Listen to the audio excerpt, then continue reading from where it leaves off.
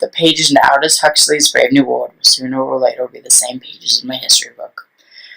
The conformity found in the model education system is quite unsettlingly similar to the education system depicted in Brave New World.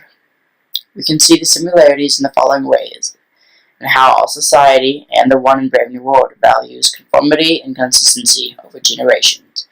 How education is treated as a job for cheap labor rather than trying to widen someone's worldview, and in how the government devalues and distorts learning history. In the world of Brave New World, hypnopedia is a form of education which allows the government to control the thoughts of societal members for the best interests of society.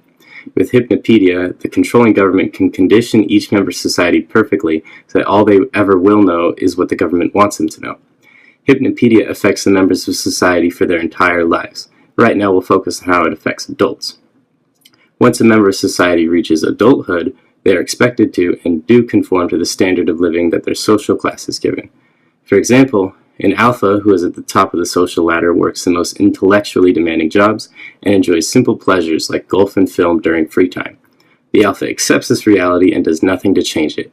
They live their entire life doing the same things, and they never change anything about the world. So we can see that in Brave New World, the members of society are stagnant beings with no passion or drive to change the world. People today want to go to college, get a steady career, and settle down.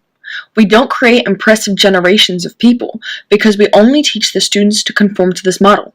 The current education system doesn't let students grow.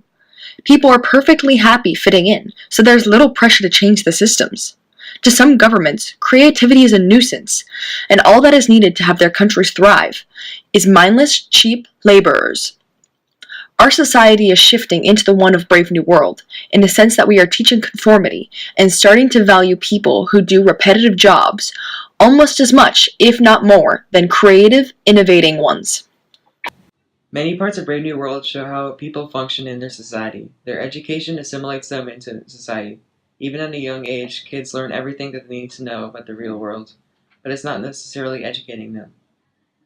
The education is driven towards their social classes and even making people enthusiastic about their own case. The social classes consist of alphas at the top and epsilons on the bottom. Alphas or betas can't associate or have the same jobs as deltas or epsilons. In Brave New World, children are educated and conditioned by questionably unethical means to enjoy their own role in society and dislike anything else that's not within their class. It forces them to be even farther inside the inevitable case system that they cannot escape from.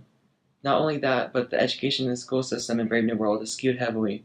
For example, Mustafa Mons, one of the world leaders in the novel, says this to a group of students. "You all remember," said the controller in a strong, deep voice.